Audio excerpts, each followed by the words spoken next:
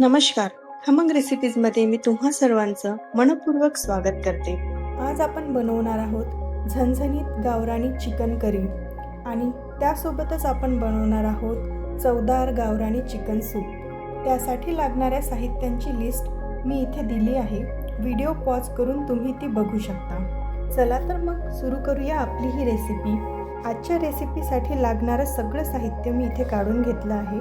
मी इथे 1 किलो गावरानी चिकन स्वच्छ धुवून घेतलं आहे आणि करीसाठी लागणाऱ्या सगळ्या भाज्या कापून घेतल्या आहेत. सर्वप्रथम कापलेले टोमॅटो, हिरव्या मिरच्या, कढीपत्ता व कोथिंबीरच्या दांड्या मिक्सरच्या भांड्यात वाटून घेऊया. आता गॅसवर मोठा कुकर ठेवून त्यात 2 चमचे तेल टाकून घेऊ. तेल गरम झाल्यावर त्यात चक्री फूल, तेजपत्ता, दालचिनीचा तुकडा टाकूया. यातच बारीक कापून घेतलेल्या कांद्यातला अर्धा कांदा टाकूया. उरलेला अर्धा कांदा मी फोडणीसाठी वापरणार आहे. 7 ते 8 लसूण पाकळ्या मी बारीक चिरून घेतल्या आहेत, त्या आता टाकूया. कांद्याला थोडं शिजू देऊ. याला पूर्णपणे शिजू द्यायचं नाही आहे. कांदा थोडा शिजला आहे. आता यात 1 चमचा आलं लसूण पेस्ट टाकून कालवून घेऊया.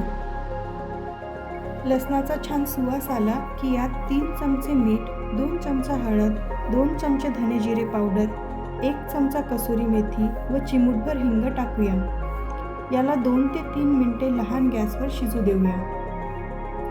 आता यामध्ये चिकनचे पीस टाकून मस्तपैकी सगळ्या मसाल्यात कालवून घेऊ. थोडी कापलेली कोथिंबीर टाकून चिकनला 5 मिनिटे मसाल्यात शिजू देऊ. आता यामध्ये चिकनचे पीस पूर्णपणे बुडतील एवढं पाणी टाकूया. पाणी टाकून झाल्यावर सगळं मिश्रण एकसोबत कालवून घेऊ. यामध्ये आता मी 4 चमचे टोमॅटो व मिरचीची पेस्ट टाकत आहे. यामुळे सूपला खूप छान टेस्ट येते. सगळ्यात शेवटी वरून थोडी कोथिंबीर टाकून एकदा सूपला कालवून घेऊ आणि कुकरचं झाकण लावून देऊ. कुकरला मोठ्या गॅसवर 1 आणि लहान गॅसवर 1 शिट्टी येऊ देऊ. त्यानंतर गॅस बंद करून कुकरची वाफ आपोआप निघू देऊया. हे बघा, कुकरची सगळी वाफ निघून गेली आहे. आता कुकर उघडून बघूया. चिकन मस्तपैकी शिजलं आहे आणि आपलं चिकन सूप पण तयार झालं आहे. हे सूप अतिशय पौष्टिक आहे आणि प्यायला सुद्धा खूप चवदार लागते. विशेषतः लहान मुलांना तुम्ही चपाती किंवा भातासोबत हे देऊ शकता आणि मोठ्यांना तुम्ही ॲपेटायझर म्हणून लिंबूसोबत सर्व करू शकता. हे बघा, जितकं यम्मी हे दिसत आहे तितकंच खायला हे डिलिशियस लागतं. आता आपण वळूया आपल्या दुसऱ्या रेसिपीकडे, ती म्हणजे गावरानी चिकन करी. त्यासाठी एका कढईमध्ये 4 चमचे तेल टाकूया. तेल गरम झाल्यावर यात बारीक चिरलेला कांदा टाकूया. नेहमी लक्षात ठेवा की नॉनव्हेज मसाला करीमध्ये अख्खी मोहरी किंवा जिरे कधीच टाकू नका. कांदा छान सोनेरी रंगाचा होईपर्यंत परतून घेऊया. कांदा छान शिजलेला आहे.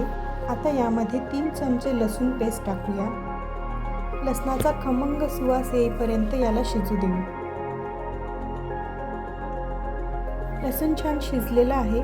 आता यामध्ये 5 चमचे भाजलेल्या कांद्याची पेस्ट टाकूया. याला मोठ्या गॅसवर परतून घेऊ. जेव्हा कांद्याच्या पेस्टमधून तेल वेगळं व्हायला लागते तेव्हा ही पेस्ट शिजली असं समजायचं. हे बघा, कांद्याची पेस्ट आता छान शिजली आहे. आता यामध्ये टाकूया 8 चमचे तिखट, 1 चमचा हळद, 2 चमचे विकतचा काळा मसाला, 2 चमचे धने जिरे पावडर, 1 चमचा कसुरी मेथी, चिमूटभर हिंग आणि 1 चमचा मीठ यामध्ये मी नंतर टाकले आहे. आमच्याकडे नॉनव्हेज भाजी खूप तिखट बनवतात.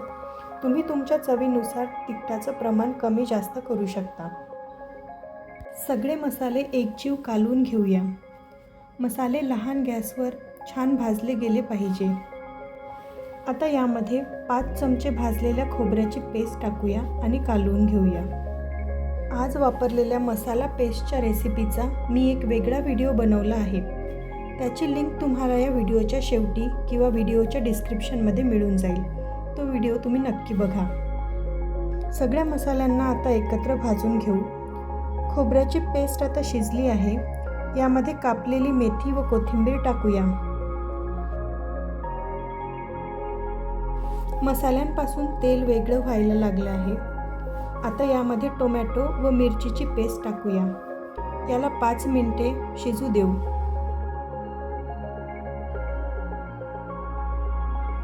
यामध्ये मी आता सूपवर जमा झालेली तेलाची लेयर टाकत आहे. त्यामुळे भाजीला छान तर्री येते. हे बघा, मसाल्यांपासून तेल वेगळं होऊन मस्तपैकी तर्री दिसत आहे. आता यामध्ये थोडे थोडे करून चिकनचे पीस टाकूया आणि मसाल्यात कालवून घेऊया.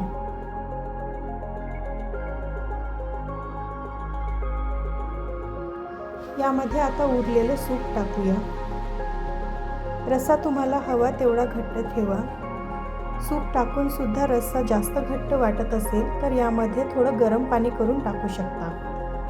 मला गरम पाणी टाकायची आवश्यकता पडली नाही, कारण सूप टाकल्यानंतर रस्सा मला हवा तेवढा पातळ झाला आहे. यावर कापलेली कोथिंबीर टाकून मोठ्या गॅसवर छान 4-5 उकळ्या येऊ देऊ.